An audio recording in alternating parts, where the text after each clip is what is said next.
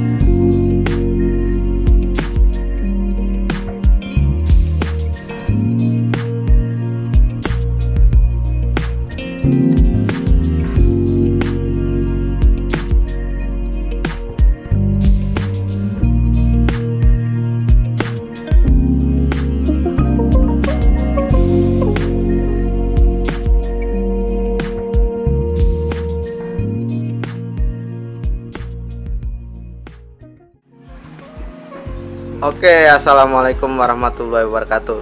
Ini Coy, depan saya udah ada jenderalnya para pengangguran, Pak Suprianto. Sekarang dia punya PT Coy, nggak tahu PT namanya apa, PT Pembibitan Anggur pokoknya. Yuk kita langsung simak apa yang mau disampaikan hari ini.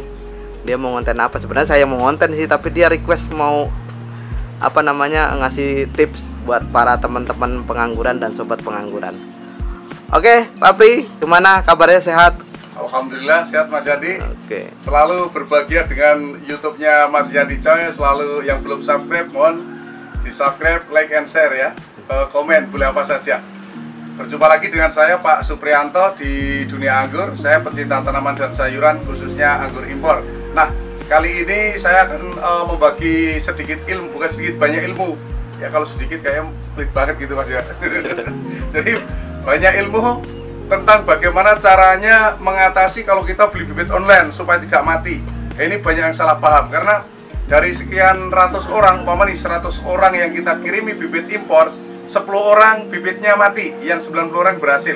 Nah, supaya kita mendekati 100% bibit itu hidup, otomatis bukan karena kesalahan pengiriman ya. Kalau memang udah kesalahan pengiriman, mungkin sampai di tempat hancur tempatnya, terus batangnya patah-patah, itu oke, nggak masalah, berarti mati karena bukan kesalahan pembeli. Tapi kalau pas begitu datang bibitnya bagus, terus ditanam sebulan kemudian mati, nah nanti akan kita ungkap di sini ya.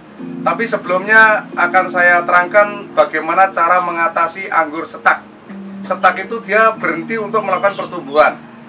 Di antaranya setak itu karena pH tanahnya kurang bagus, terlalu asam atau terlalu basah ya. Basah di media tanam menyebabkan anggur setak. Dan bagaimana cara mengatasinya? Oke, kita lanjutkan para pemirsa.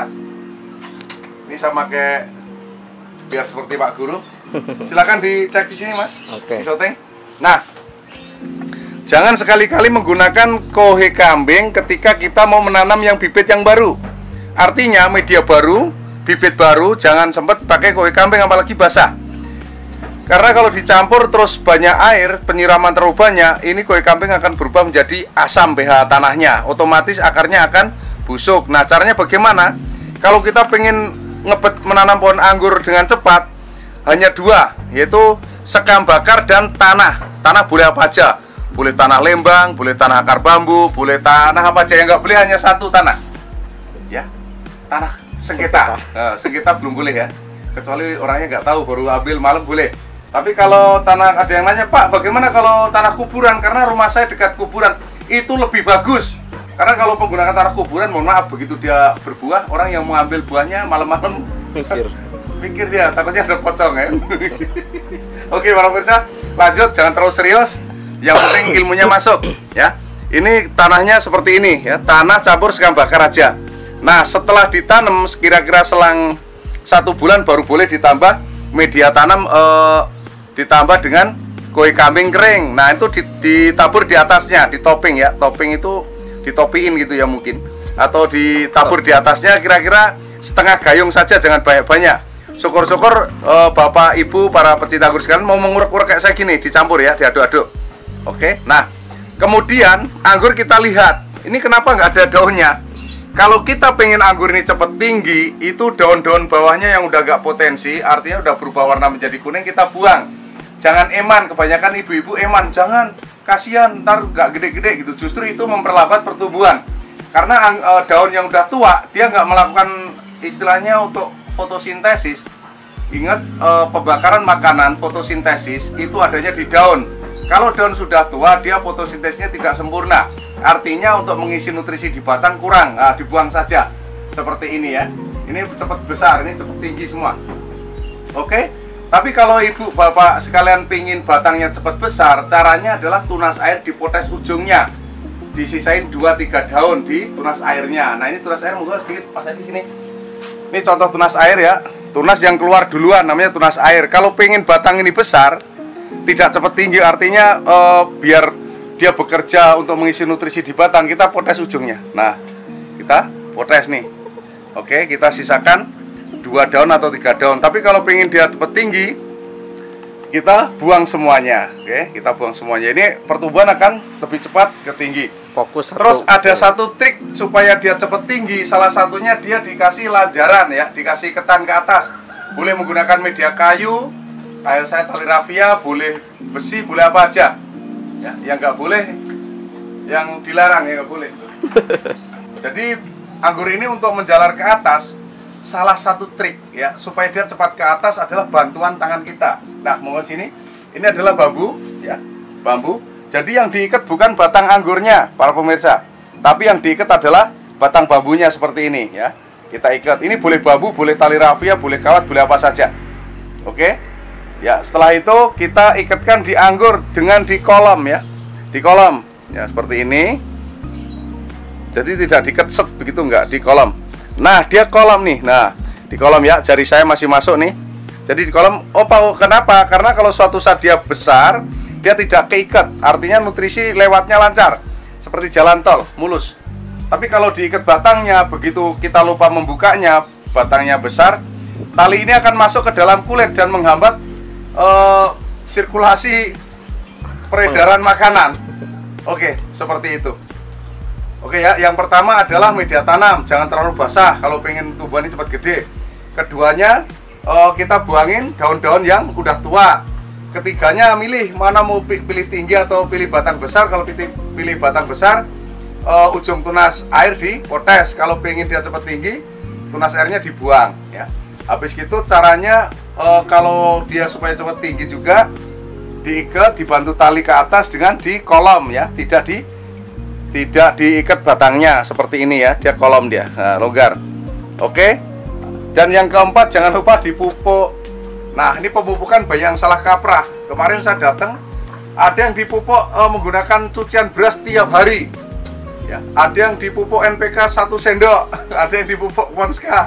Jadi begini para pemirsa, sebenarnya para YouTuber udah menjelaskan secara detail bagaimana cara pemupukan yang benar. Tapi para pemula ini kadang-kadang salah kaprahnya di sini karena dia memang belum begitu paham. YouTuber yang menaruh NPK 1 sendok dengan 10 liter air, itu pohonnya udah umurnya di atas 1 tahun.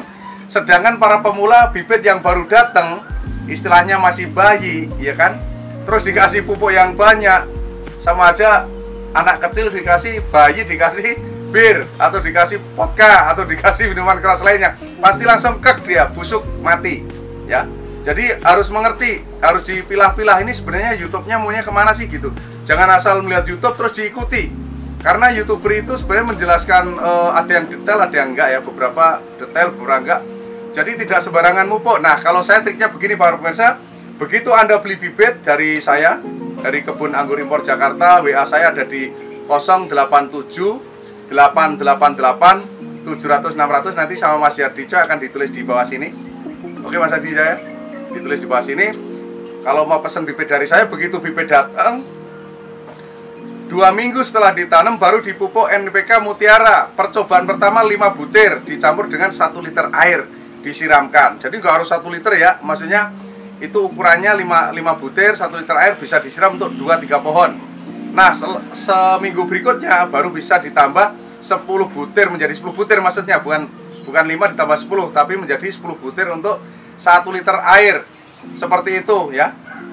Kalau dengan syarat tumbuhan ini hidupnya normal, tidak overdosis.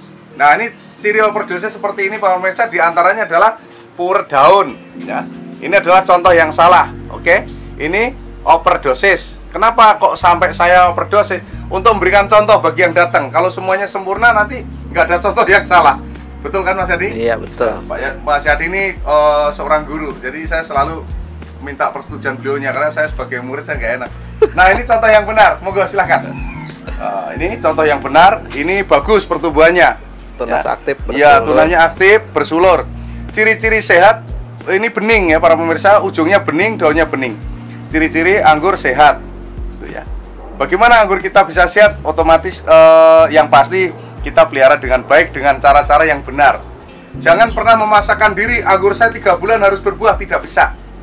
Yang paling penting kita ikuti prosedur.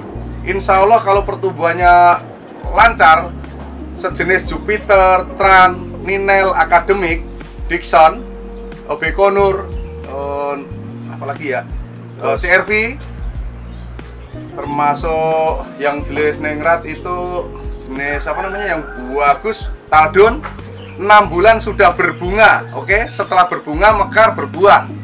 Nah ini contohnya bisa dilihat di sini anggur Akademik. Nah ini pendek, nah, bunganya banyak ya pemirsa. Nah, oke, bisa dilihat. Nah itu yang di pagar bisa dilihat nanti di zoom sama Mas Yadi. Oke, setelah ini jangan kemana-mana. Kita akan lanjut bagaimana cara penanganan menerima bibit anggur online supaya tidak mati. Ya, oke, terima kasih. Kita lanjut episode berikutnya.